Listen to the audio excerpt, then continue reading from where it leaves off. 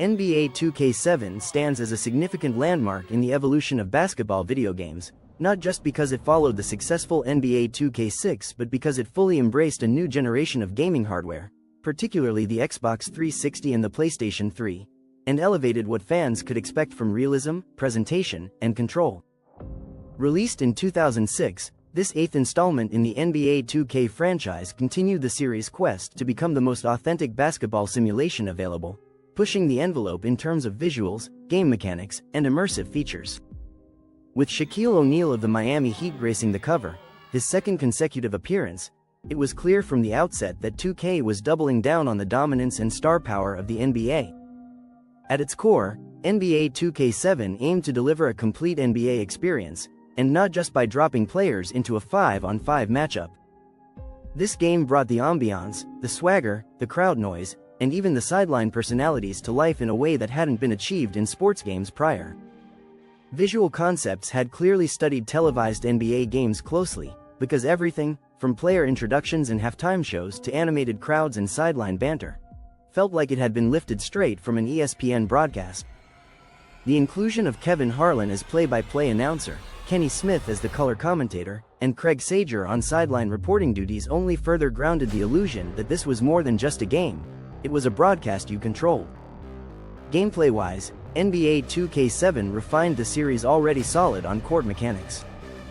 Defense was tightened, offensive controls became more intuitive, and animations, although still criticized in some corners, took a noticeable step forward. Perhaps the most important gameplay innovation came with the individual player styles. For the first time, players moved, shot, and behaved in ways that mirrored their real-life counterparts. Allen Iverson's crossovers, Kobe Bryant's fadeaways, Dirk Nowitzki's high-arcing jumpers.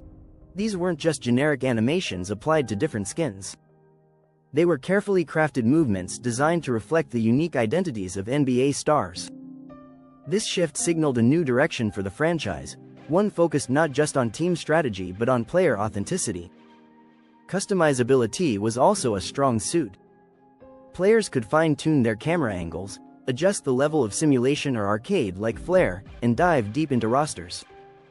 MyPlayer wasn't yet the monolithic feature it would later become, but NBA 2K7 did offer a surprisingly robust create-a-player system. This was more than a novelty, it was a tool that gave gamers ownership of their basketball narrative. Once created, these custom players could be dropped into various modes, including the returning Street mode, where players went head-to-head in outdoor courts with NBA legends and rising stars alike. This mode gave a refreshing break from regulation basketball and emphasized flash, flair, and street cred, offering dynamic camera angles, looser rules, and more dramatic animations. Association mode returned in NBA 2K7 and was the heart of the single-player franchise experience. Here, players took control of an NBA team as a general manager and oversaw operations beyond the hardwood, trades, draft picks, salary cap management, player morale, and staff hiring. The depth here was staggering for its time, simulating an entire league ecosystem. The appeal wasn't just in building a championship team, it was in surviving the grind of an 82-game season while making decisions that affected long-term franchise health. The ability to manage the business side of basketball elevated NBA 2K7 from a simple sports sim to a full-scale NBA management simulation. Online gameplay, while still in its infancy compared to modern standards, was another standout feature.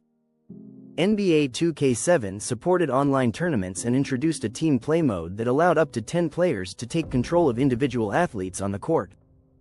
This was a precursor to what would later become Pro-Am in My Park, but at the time, it was a cutting-edge feature that turned multiplayer basketball into a real-time collaborative experience. Playing 5-on-5 with 10 human players was chaotic, hilarious, and thrilling, an innovation that laid the groundwork for the future of online sports gaming. PlayStation 3 owners were given a particularly unique experience. Utilizing the 6-axis motion sensing controller, the game introduced a new way to shoot free throws, by physically mimicking the shooting motion with the controller. It was a polarizing feature, some found it immersive, others found it gimmicky, but it demonstrated 2K's willingness to experiment with hardware.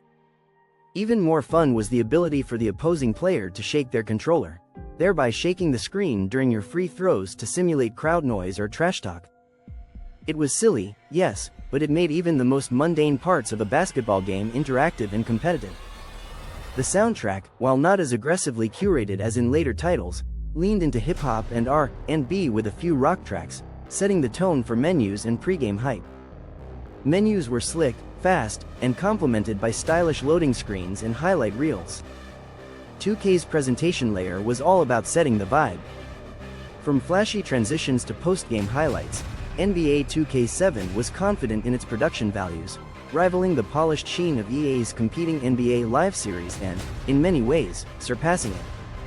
Graphically, NBA 2K7 was a leap forward, especially on Xbox 360 and PlayStation 3. Player models looked sharper, lighting effects enhanced realism, and sweat glistened as the game wore on. Uniform physics were improved, jerseys swayed and stretched in response to movement, and facial scans, while not perfect, were more recognizable than ever before.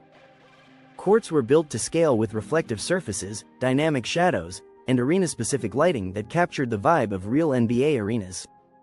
However, some criticisms were valid. A handful of player animations still looked robotic, and the crowd's facial details lagged behind the fidelity of the players. But overall, it was a breathtaking step forward for basketball visuals. NBA 2K7's AI was also a talking point. The CPU was much more reactive than in previous iterations. Players cut, screened, and rotated more intelligently. Defensive help was more pronounced, forcing players to swing the ball and think strategically.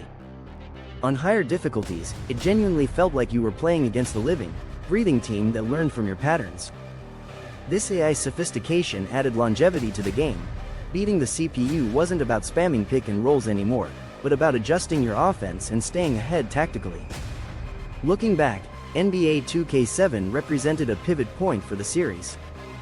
It was both the refinement of everything Visual Concepts had been building since the Dreamcast days and a preview of where sports gaming was heading. It didn't have the sprawling storylines of My Career or the open-world spaces of The Neighborhood, but it laid the foundation for what was to come. The Pro Stick control scheme would be born a few years later, but 2K7's emphasis on unique player movements, depth of strategy, and presentation fidelity made it a classic in its own right.